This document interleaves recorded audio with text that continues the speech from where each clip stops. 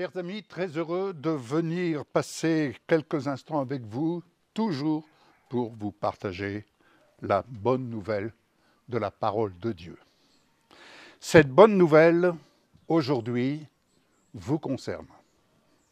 Elle vous concerne parce que vous avez besoin, comme tout le monde, comme moi-même, d'être guidé. Vous avez besoin peut-être de prendre une décision, mais le conseil que je vous donne en ce jour, c'est de vous confier en l'Éternel de tout votre cœur. De tout votre cœur et surtout de ne pas vous appuyer sur les opinions des uns et des autres, de ne pas vous appuyer sur votre propre sagesse, mais d'avoir l'humilité de vous appuyer sur le conseil que vous procure la parole et surtout sur l'inspiration du moment que vous donne l'Esprit Saint. Car l'Esprit Saint connaît les voies dans lesquelles il doit vous conduire. L'Esprit Saint met tout en œuvre pour aplanir le sentier devant vous, afin que vous puissiez cheminer de gloire en gloire et dans des voies paisibles. Alors pour ce faire, bien-aimés, nous devons apprendre à nous appuyer. Vous savez, après plus de 47 ans de vie chrétienne, j'apprends chaque jour à m'appuyer sur le conseil de la parole et surtout sur ce que l'Esprit de Dieu révèle à notre cœur. Alors, venez avec moi, de telle sorte que, je vais d'abord vous donner une bonne nouvelle. Pourquoi vous appuyez sur le conseil de l'Éternel? Parce qu'il y a une promesse que je voudrais planter ce matin dans votre cœur. Ne sois point sage à tes propres yeux. Crains l'Éternel et détourne-toi du mal. Autrement dit, se détourner du mal, c'est se détourner de ce que Dieu a prévu pour nous. Oui, lorsqu'on se détourne de ce que Dieu a prévu, alors on entre dans une mauvaise voie. Se détourner du mal, c'est se détourner d'une mauvaise façon de faire, d'une mauvaise façon de vivre, d'une mauvaise façon de gérer notre temps, d'une mauvaise façon de gérer nos relations, d'une mauvaise façon, entre guillemets, d'aimer. Car si tu te détournes de cette mauvaise façon de faire, ce sera, écoutez bien, la santé pour tes muscles. Ce sera la santé pour tes muscles et un rafraîchissement pour tes os. Quelle merveilleuse promesse, vous ne trouvez pas? Ainsi, dans Proverbe 3, à partir du verset 5, venez avec moi dans le Proverbe chapitre 3, à partir du verset 5, mais je lirai, si vous me permettez, à partir du verset 1er. Mon fils, ma fille, n'oublie pas mes enseignements. N'oublie pas mes enseignements. Ce matin, je vais poursuivre, mais le Seigneur prend soin de me rappeler. Ce matin, je me suis entendu dire « Le bon berger n'est que le bon berger de ceux qui mettent en pratique sa parole. » Amen. Le bon berger n'est le bon berger que ceux qui mettent en pratique sa parole.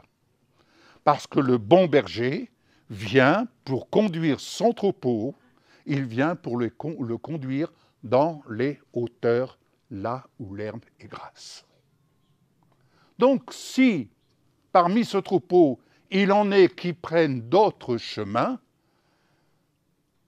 eh bien, le Seigneur ne devient plus le bon berger parce qu'il marche selon leurs désirs, selon leurs projets, selon ce à quoi ils sont tentés d'aller goûter ailleurs, comme on dit, d'aller manger ailleurs, ce que le Seigneur a mis sur la table comme il le dit dans sa parole, « J'ai dressé devant toi, en face de tes adversaires, une table bien garnie. » Tout simplement.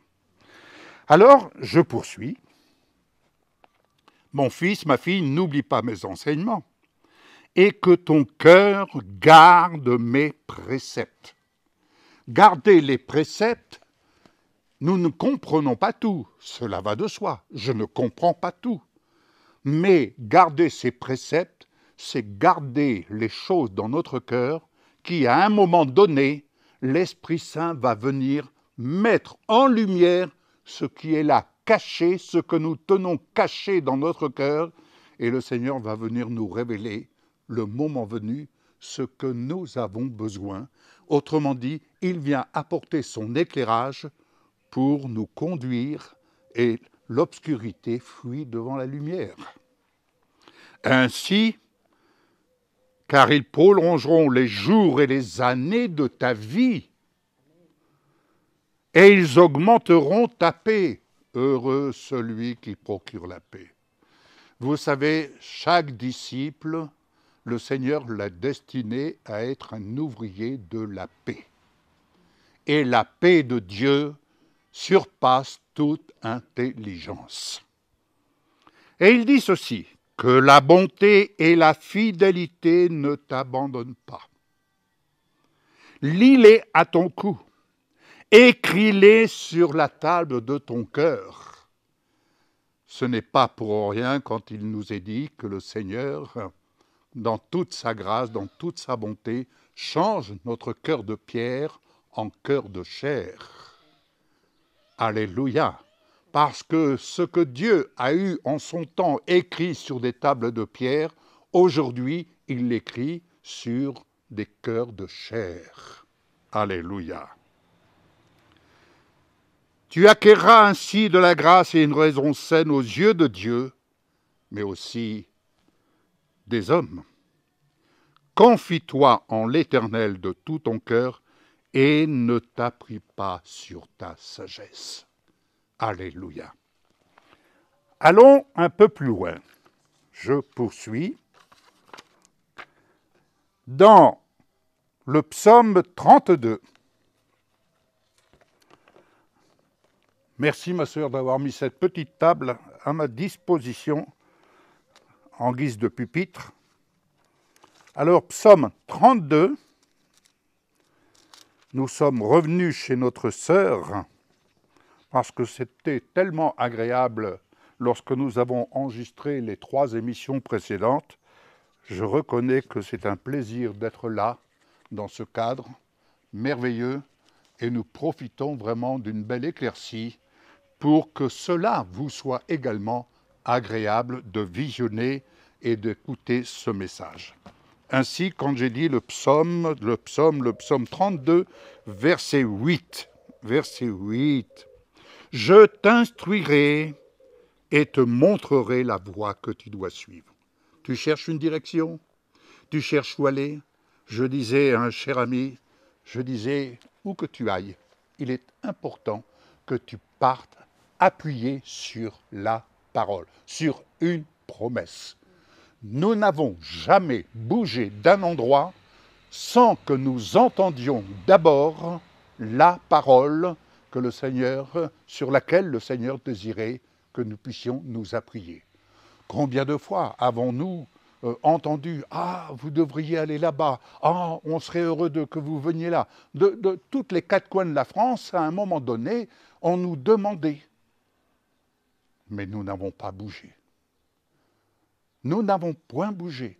Nous avons suivi le conseil de Dieu pour vous dire, nous avions 15 jours avant d'être dans l'obligation de partir là où nous étions, pour nous retrouver dans cette région de la Charente-Maritime, nous n'avions pas de location. Et béni soit le Seigneur, 15 jours avant, le Seigneur nous dit, c'est là-bas. Et c'est là-bas que le Seigneur a ouvert la porte pour que nous ayons un appartement, une maison à disposition. Vous voyez? Alors, ne faites jamais rien sans avoir la parole. parole sur laquelle vous allez vous appuyer. Rappelez-vous, Abraham, il a dû bouger, mais il a bougé sans savoir où il allait, et il a bougé quand le Seigneur lui a dit « Va, lève-toi et va dans le pays que je te montrerai ». Il n'a pas dit « Va dans le pays qu'un tel a pu te dire, que tel prophète a pu te dire ». Non, non, non, non, non. On fait ce que le Seigneur écrit sur la table de notre cœur. Il faut suivre parce que l'Esprit de Dieu en nous, il parle, mais vous savez qu'il écrit également. Dieu a écrit sur des tables de pierre. Ne croyez-vous pas que le Saint-Esprit est tout-puissant pour écrire sur la table de votre cœur et vous écrire en vous disant « Garde le silence, mais suis le chemin que j'ai écrit sur la table de ton cœur ». Il faut réfléchir, il faut méditer. Alléluia. Je t'instruirai et te montrerai la voie que tu dois suivre. Je te conseillerai, j'aurai le regard sur toi. Ne soyez pas comme un cheval ou un mulet sans intelligence. On les bride avec un frein et un mors dont on les pare, afin qu'ils ne s'approchent point de toi. Oh, afin qu'ils ne s'approchent point de toi. Vous savez, quand le Seigneur écrit quelque chose sur la table de notre cœur, il y a toujours des discours autour de nous qui vont venir rôder afin que nous ne nous approchions pas du Seigneur et surtout de ce qu'il a prévu. Vous entendez? Donc, quand le Seigneur écrit sur la table de votre cœur, vous n'avez rien d'autre comme carburant, le carburant de la foi. Et le carburant de la foi vous permet d'avancer, de progresser et surtout de vous approcher de ce vers quoi le Seigneur vous destine. Parce que ce vers quoi il vous destine à réussir. C'est ce qu'il a dit et c'est ce qu'il a écrit sur la table du cœur de Josué, que ce livre ne s'éloigne point de ta bouche, médite-le, écoute, murmure, rumine, et tu réussiras dans ce que tu entreprendras. Que le Seigneur vous bénisse. Je vous retrouve dans une prochaine émission.